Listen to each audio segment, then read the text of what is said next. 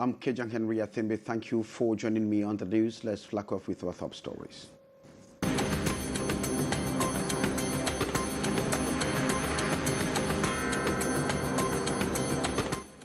Vulnerable population on rampage to protest eviction from land occupied some 50 years ago. And as the tempers flared this morning, the administration has stepped in to calm the situation.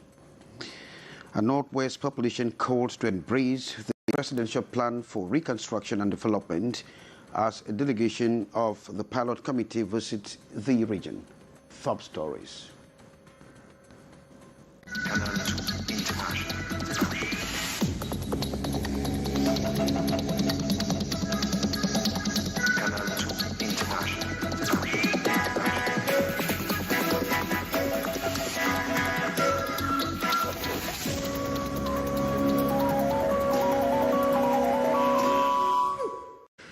You're welcome back. You can join us on our social media handle on Facebook and on YouTube.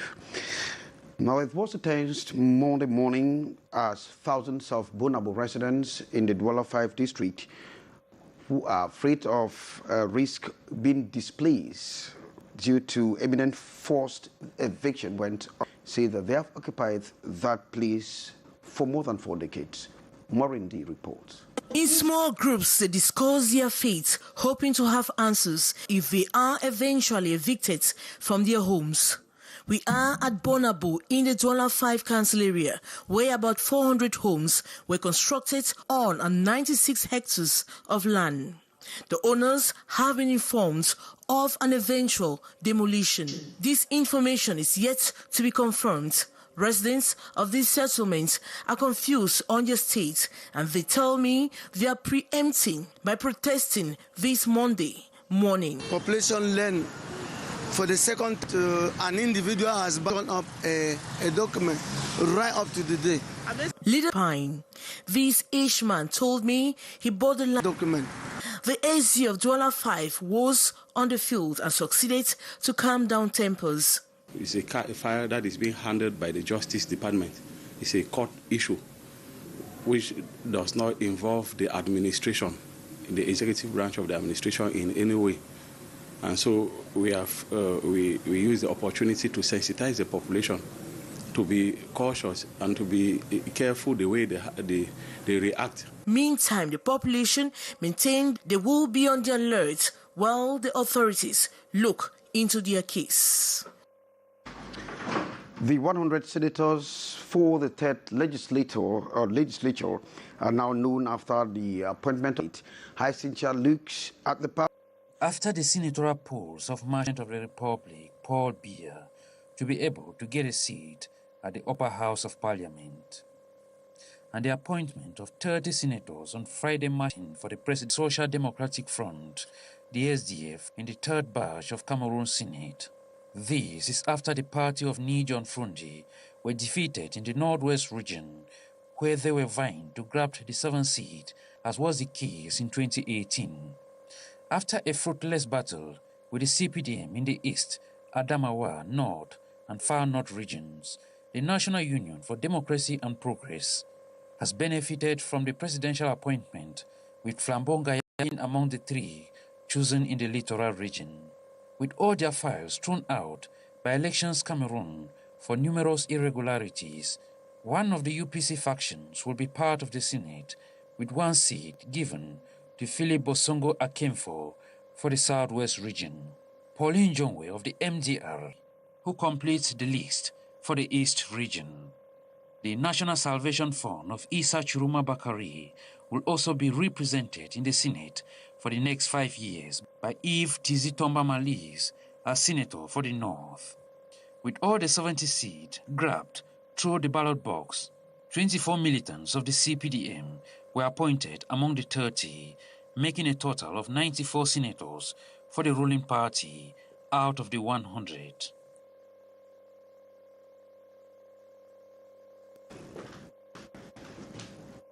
Thanks very much, Hyacinth. After winning 25 seats at the March 25 election and the appointment of 5 others by the president, 30 women will now sit in the upper house. The 3rd legislature has 30% gender representation of women.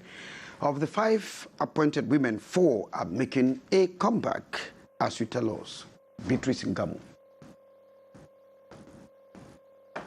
Expectations were high following the results of elections of senators. Out of the 70 who made it, 25 are women, and it needed just 5 more from the 30 to be appointed by the head of state to attain the 30% gender rate. And so it came to pass Friday night.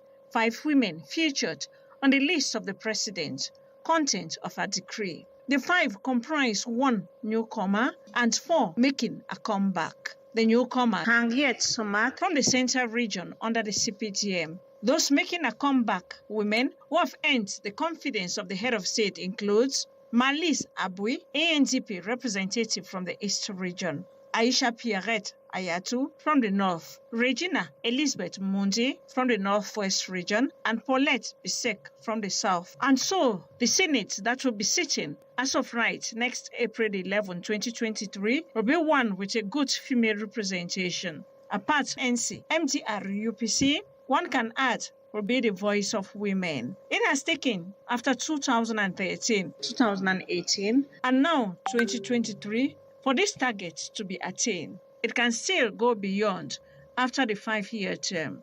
With the upper house of parliament, the Senate moving, expectation force the National Assembly to take the relay. Women are capable and can do what it takes to advance the country and its development.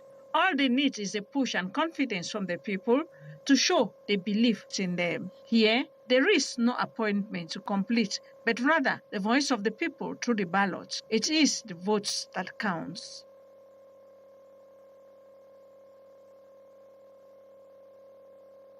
Thanks, Beatrice Ngamu. Authorities of the Presidential Plan for Reconstruction and Development of the Northwest region of Cameroon have argued that the activities have been going on for the past 3 years while awaiting a calmer social climate.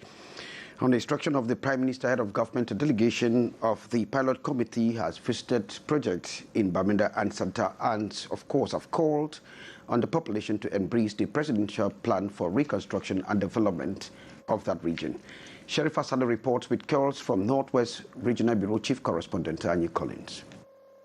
Within the context of rebuilding the Northwest region devastated by the over 6-year security crisis, the Presidential Plan for Reconstruction and Development PPRD has begun with the provision of water, schools, and other social amenities. That is why the Minister Director of Cabinet at the Prime Minister's office has recently visited some projects sponsored by the PPRD with the UNDP as implementing partner.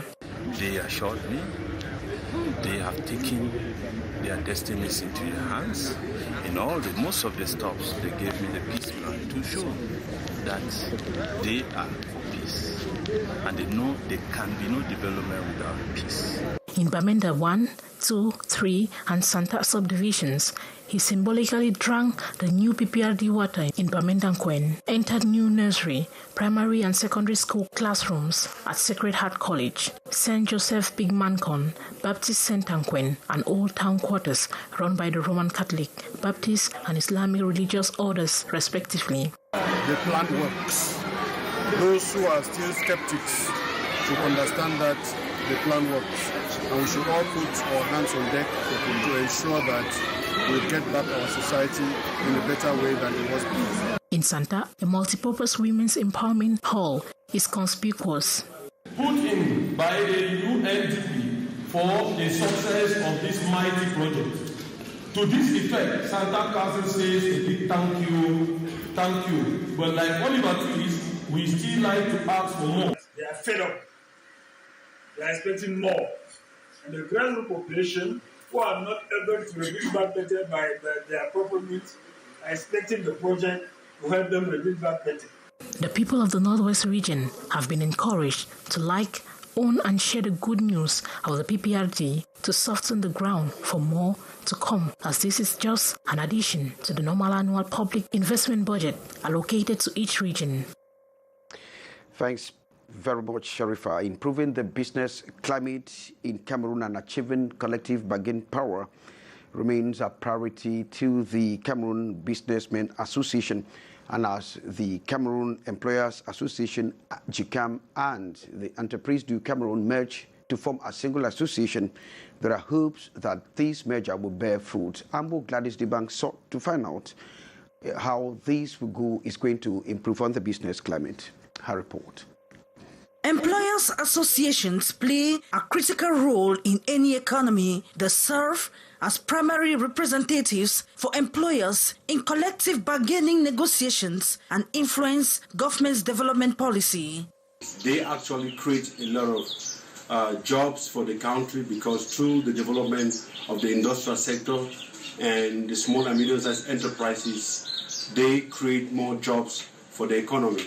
On the other hand, they help in the development of the investment climate. Most at times they act as a pressure group to enable institutions and governments to make sure they respect the norms, what it takes to regulate the labor market. The Cameroon Employers Association, GCAM, that represents the private sector, for example, has on several occasions influenced government policies. Their voices are taken into consideration because government taps from them. Since the private sector is a lever to economic development, the government has to pay attention. And they have also put pressure on the labor markets. For instance, the last time, I think it was GCAM that was protesting customs duties, and it got to a point where they were threatening to go on strike. But that forced the government to try to take a second look at the policies that were put in place. GCAM, as an employers association, have developed a lot of capacities. They have developed an incubator that facilitates the development of small and medium-sized enterprises and startups within the countries. On the other hand, they have created a dialogue platform, Cameroon Business Forum, where they debate exchanges with the state's authorities with regards to investment climate facilitations as well as tax relationship. As the Cameroon's Employers Cartel GCAM and Enterprises of Cameroon ECAM merge to become a single association, hopes are high that the fusion will contribute towards fighting rising inflation and the economic development of Cameroon.